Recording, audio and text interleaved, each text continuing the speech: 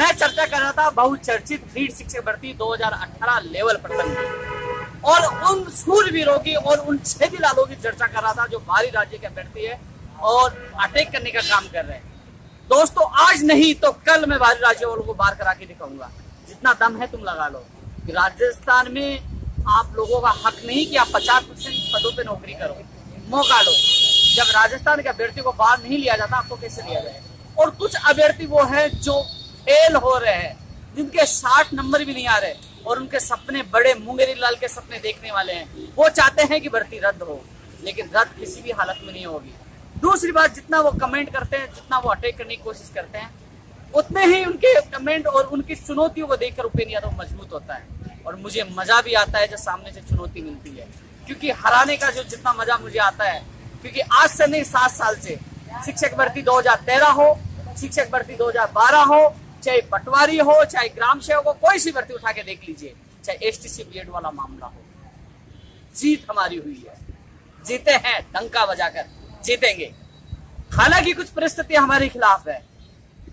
14 जून को जो सुनवाई हुई, हमारा नंबर नहीं आया, एजी साहब और प्राइवेट एडवोकेट ने वहां मेंशन करवाया, तो 14 जून से 15 जून को रखी गई, हम बाहर आ गए। बाद में एजी साहब जाके उसको 19 तारीख के लिए, 18 तारीख के लिए, 18 तारीख के लिए आज के लिए रखवाया गया, क्योंकि उनका कहना यह था, हमने एजी साहब को पूछा कि साहब 18 तारीख कैसे 15 तारीख को देते? उन्होंने कहा कि जो अभी जो जज साहब बैठे हैं उनका वर्किंग डे 1 दिन का रहेगा, लंबी सुनवाई चल गई तो फिर दूसरा जज आएगा, इसलिए अपन नेक्स्ट वीक में लेते हैं, क्योंकि जो जज आएगा वो 5 दिन एक सप्ताह बैठेगा। हम सहमत थे, जिसे एजी साहब ने कहा हमने माना। आज हम खुशी खुशी के साथ कोर्ट में पूछे, क्योंकि हमें पता था कि हमेशा सप्लीमेंट्री पहले आते हैं, मेन केस बाद में आते हैं। कोर्ट में एंट्री हमें पता चला कि जज साहब तो पहले मेन केस ले रहे हैं, सप्लीमेंट्री बाद में लेंगे।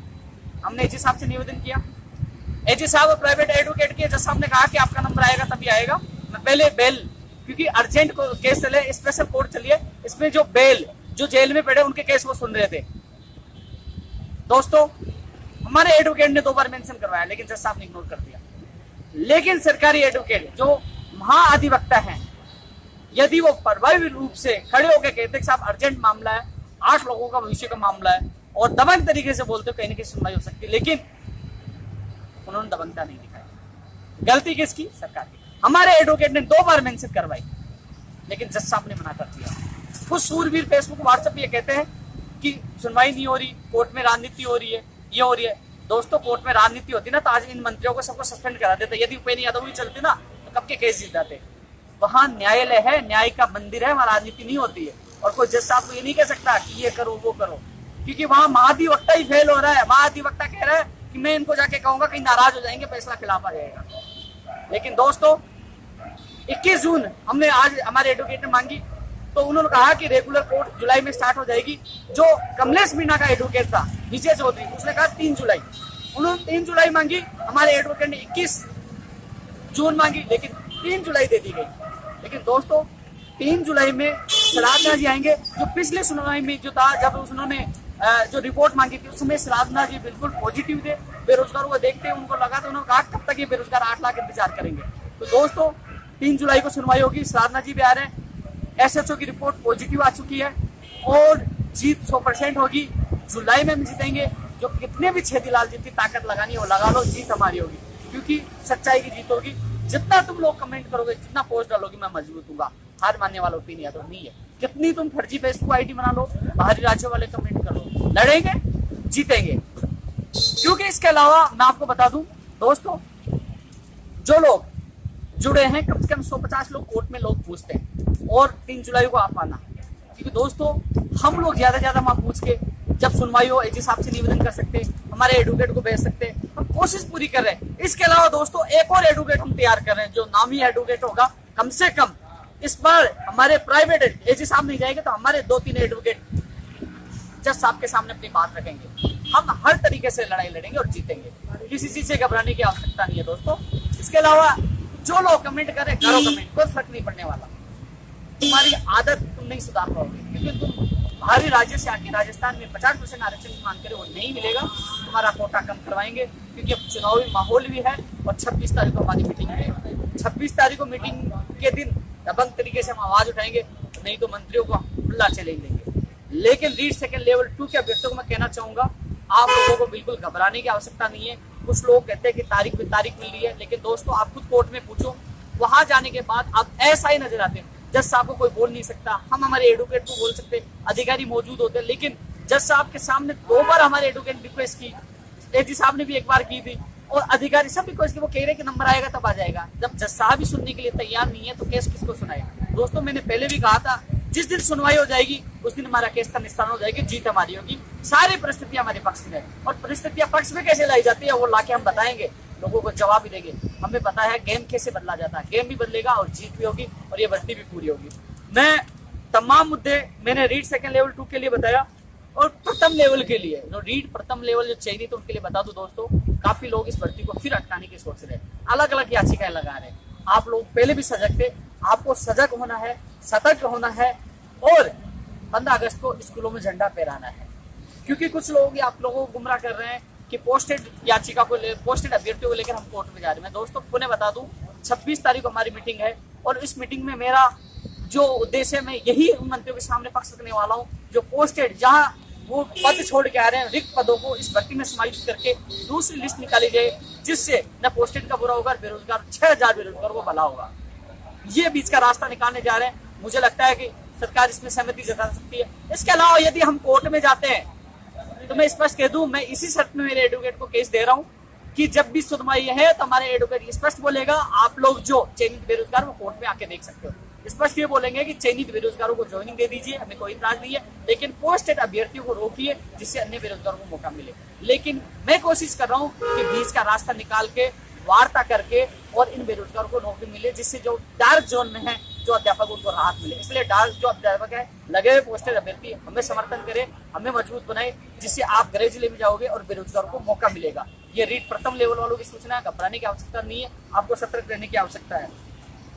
दोस्तों इसके अलावा बाहरी राज्य है, वेटेज और एक प्रमाण पत्र, तीनों मामलों को लेकर 26 तारीख को मीटिंग है। इन तीनों मामलों को लेकर मैंने पहले भी बताया था कि एमएलए, एमपी और मंत्री को ज्ञापन देना और दबाव बनाना है। ये प्रक्रिया आपको 25 तारीख तक करनी है, और 26 तारीख को दोपहर 2 बजे सचिवालय में पूछना है। पंचायत राज कैंटीन में आके आप बैठ जाना है, 3 बजे मीटिंग है। जैसे ही मीटिंग शुरू होगी हमारा प्रतिनिधि मंडल अंदर जाएगा, वार्ता करेंगे। मंत्री नहीं सुनोगे तो कह देंगे बाहर हमारी भीड़ खड़ी है, हम लोग आपको नहीं निकलने देंगे, क्योंकि जो हमें अब लड़ाई आर पार की करनी है। लड़ेंगे क्योंकि इस लोकतंत्र में डर है भीड़ का, डर है युवाओं का, और इसकी ताकत का एहसास हम करें। पिछली सुनवाई में जहां से मंत्री निकलते वहां युवा खड़े थे, मंत्री ने रास्ता बदल दिया और मुख्य सचिव के गलियारे से अंदर एंट्री की। डर हम में नहीं है, डर सरकार में। तभी तो पुलिस वालों ने 86 लोगों को हिरासत में लिया था, और आज भी हर गली और भाजपा में चर्चा है। आज 10:30 बजे भाजपा के संगठन महामंत्री चंद्रशेखर जी से मेरी वार्ता हुई है, और उन्होंने मुख्यमंत्री जी इस मामले में बात करने का आश्वासन दिया और कहा है कि आपको पुनः दोबारा बुलाया जाएगा। दोस्तों मैं आपको बताना चाहूंगा कि लगातार हम प्रयास कर रहे हैं। आज तक किसी बेरोजगार संगठन को वार्ता के लिए बुलाया था क्या? 28 तारीख को बुलाया और 26 को बुला रहे, क्योंकि युवाओं की ताकत बुलंद है, बुलाना पड़ेगा, काम करना पड़ेगा, चुनावी माहौल है। और जो हमने बेरोजगार विस्तारक, दोस्तों अब तो पार्टी बनाने के लिए आ रहे हैं, हमें जो भी काम करवाना है, क्योंकि हमने कांग्रेस में संघर्ष किया, लट खाए, आज भी मुकदमे दर्ज है। मुझे आज भी याद है 3 जुलाई 2013 को जब मैं पहली बार जेल गया था तो वसुंधरा राजे ने बाहर निकलवाने का काम करवाया था और स्टेटमेंट दिया था कि लाख यानी नौकरियां दो, और आज वही स्थिति भाजपा सरकार में। लेकिन हमारी लड़ाई सिस्टम को लेकर, यदि सिस्टम में सुधार होगा तो कहीं ना कहीं बेरोजगार को रोजगार मिलेगा, न्याय मिलेगा। लेकिन सिस्टम के सुधार के लिए हमें लोगों को लड़ना होगा, और वो सिस्टम में सुधार कर सकती है सरकार, और सरकार में दबाव बनाना होगा। हमने जो बेरोजगार विस्तारक बना रहे हैं भाजपा के खिलाफ, यदि भाजपा हमारी मांग मान लेती है तो हम फाड़ के पटक देंगे, क्योंकि हमें हमारी मांगों से मतलब, क्योंकि दोस्तों चुनावी माहौल है, उसमें सबसे बड़ी ताकत होगी वोट की। यदि इनको लगेगा 1 लाख विस्तारक का मतलब एक व्यक्ति से 10 लोग जुड़े होते हैं, तो 10 लाख हमारे खिलाफ जा रहे हैं। दोस्तों वो बहुत बड़ी ताकत होती है। जैसे ही हमने घोषणा की थी उसके बाद आज हमारी मीटिंग हुई है, सरकार में हलचल है, और देखना जिस दिन हमारे 1 लाख विस्तारक बन जाएंगे, बुलाकर वार्ता भी करेंगे और काम भी करेंगे। लेकिन दोस्तों इस काम को हम सब मिलकर करेंगे, क्योंकि ये एक दबाव बनाने का सबसे अच्छा तरीका है। क्योंकि राजस्थान के युवा यानी कि 33% युवा वही हैं जो सत्ता में लाने का काम भी करते हैं और रुकावट फेंकने का काम भी करते हैं। ये भली बात पूर्ण भारतीय जनता पार्टी जानती है, अमित शाह जी जानते हैं, नरेंद्र मोदी जानते हैं, और वसुंधरा राजे जी जानते हैं कि युवाओं को पक्ष में लाना होगा, तभी वो सत्ता में आएंगे। लेकिन दोस्तों सत्ता में तभी आ पाएंगे वो जब तक हम लोगों की मांगे नहीं मान ले। इसलिए बेरोजगार जो विस्तारक बना रहे हैं, आज जयपुर में कुछ जगह बनाए गए, लगभग 500 लोग आज जयपुर में बने, लेकिन कल मैं स्वयं सीकर में 10 बजे पूछूंगा, कल सीकर में 2 से 5,000 विस्तारक बनाए जाएंगे। यानी प्रत्येक जिले में हम पूछकर 5,000 कम से कम विस्तारक बना रहे हैं, यानी कि 1 लाख से ज्यादा हम विस्तारक बनाएंगे भाजपा मुक्त राजस्थान के लिए, यदि सरकार ने हमारी मांगे नहीं मानी। क्योंकि दोस्तों, जिस प्रकार हमने उपचुनावों से पहले बेरोजगार महासभाएं करके सरकार के ऊपर दबाव बनाया था कि आपने भर्तियां नहीं निकाली तो सुपड़ा साफ करेंगे, और राजस्थान आपने देखा होगा उपचुनाव में सरकार की क्या हालत हुई। उपचुनाव में युवाओं ने अपनी ताकत का एहसास करवाया और उसके बाद करीब 1.5 लाख के करीब उन्होंने भर्तियां निकाली। युवाओं के संघर्ष की सबसे बड़ी जीत थी। दोस्तों, मैं बताना चाहूंगा कि लगातार जो प्रयास करें, ये चाणक्य नीति है। इस नीति के तहत हमारा उद्देश्य है कि अब वो कहते हैं ना, भागते चोर की लंगोटी सही, यानी कि अब चुनावी माहौल है, जाते जाते इस सरकार से जितना काम करवाना है हम करवाएंगे, क्योंकि अब चुनावी माहौल है, लोकतंत्र है, इसमें वोटों की सबसे बड़ी ताकत होती है।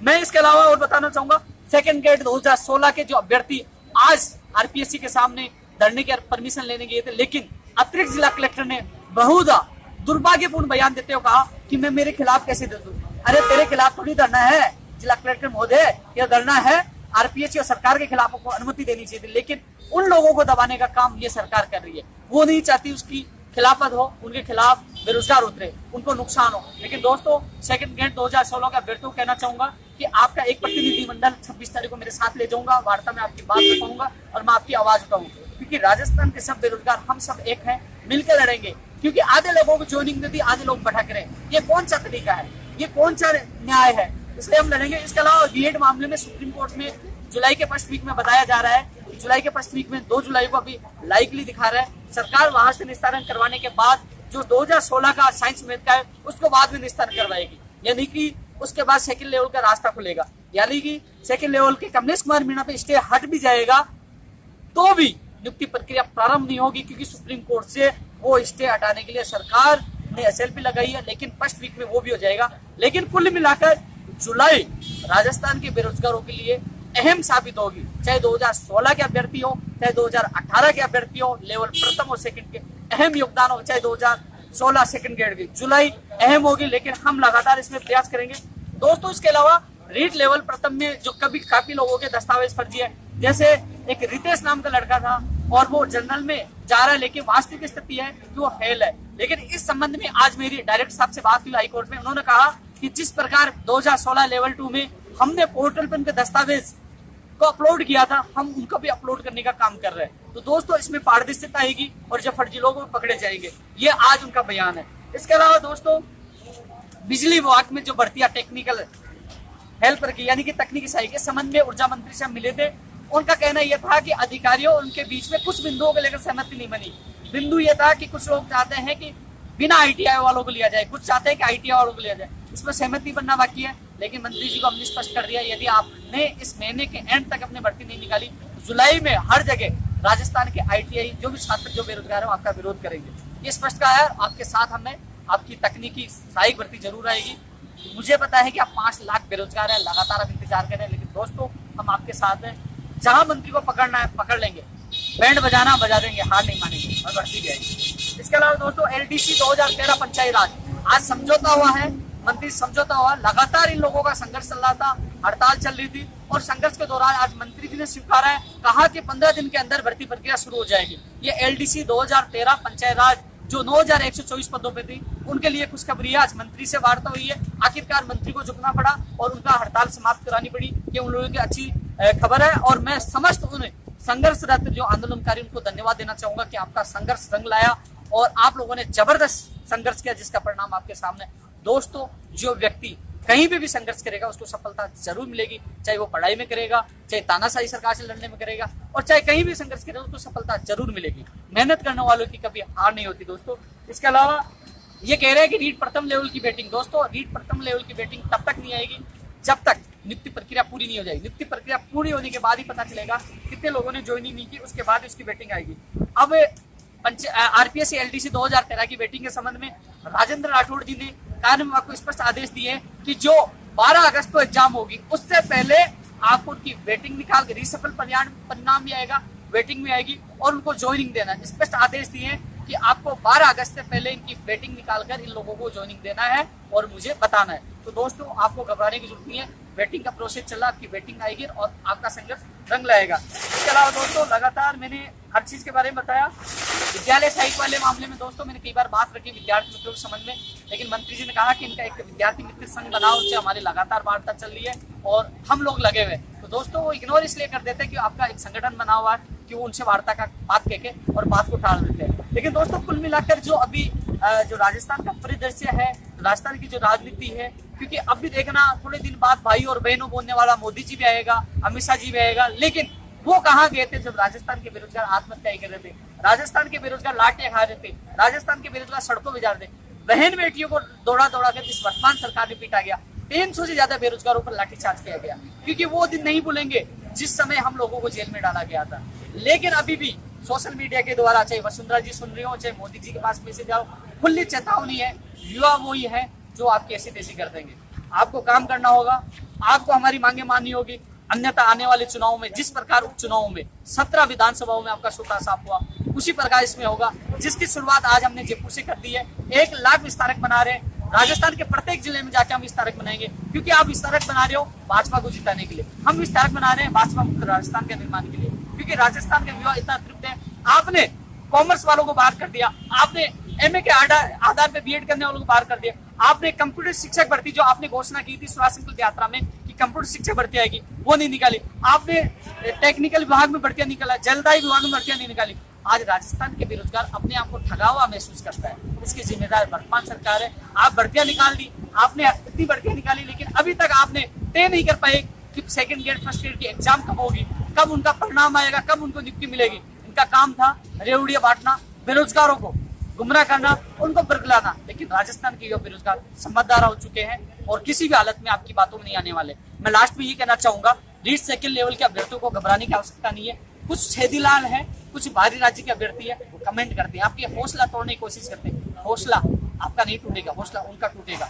हमारी किस्मत खराब है कि बार बार हमें तारीख मिलती है तो हमारा केस अंतिम लिस्ट में लगता है, फिर बार बार तारीख मिली है। लेकिन दोस्तों जुलाई में आपका भविष्य तय होगा, आपको खुशियां मिलेगी। चाहे हमें एडवोकेट 1 नहीं 2 उतारना पड़े, वो एडवोकेट उतारेंगे, मेहनत भी करेंगे, सरकार की अंगुली भी करेंगे, सरकार से प्रयास भी कराएंगे, लेकिन हम पीछे नहीं हटेंगे। जीत आप लोगों की होगी, जीत आपके संघर्ष की होगी। मैं आपसे वादा करता हूँ, आप लोगों को घबराने की आवश्यकता नहीं है, बहुत जल्द जीत होगी। ये कुछ लोग छेदीलाल, उनसे कोई फर्क नहीं पड़ता, लेकिन ये निश्चित है कि वसुंधरा राजे हो, चाहे अमित शाह जी हो, चाहे मोदी जी हो, आप लोगों को राजस्थान के युवा बेरोजगारों की ताकत का एहसास अब होगा, क्योंकि आप लोगों ने केवल मुकदमा दर्ज करने का काम किया, आप लोगों ने बेवकूफ बनाने का काम किया, लेकिन राजस्थान के युवा बेरोजगार अब बेवकूफ नहीं बनने वाले। अभी दोस्तों कुछ लोग मेरे साथ हैं, मैं उनकी तमाम राय जान लेता। भाई साहब आप किसकी तैयारी कर रहे हो? हाँ, कहाँ से हो? मैं अलवर से रहने वाला हूँ। किसकी एग्जाम दिया? रीट लेवल सेकंड का। क्या इस सरकार की नीतियों से संतुष्ट हो? नहीं, बिल्कुल नहीं। इस वजह से इन्होंने रीट लेवल सेकंड पर रोक लगा दी, इन्होंने डेट को धीरे धीरे आगे बढ़ा रहे हैं। अभी इन्होंने फाइनल करने का वक्त दिया था, लेकिन अब इन्होंने आगे बढ़ा दिया, तो ये बहुत गलत है। बच्चों लोगों के भविष्य में खिलवाड़ कर रहे हैं ये अलवर के निवासी, इनकी आम राय है। मैं दूसरे साथी से जानना चाहूंगा, आप कहाँ के हो? हाँ, आपकी क्या समस्या?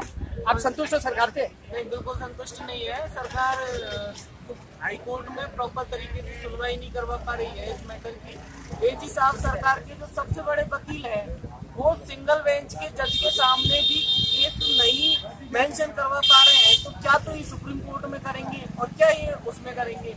और साइंस मैथ वाला मैटर भी फंसा हुआ है।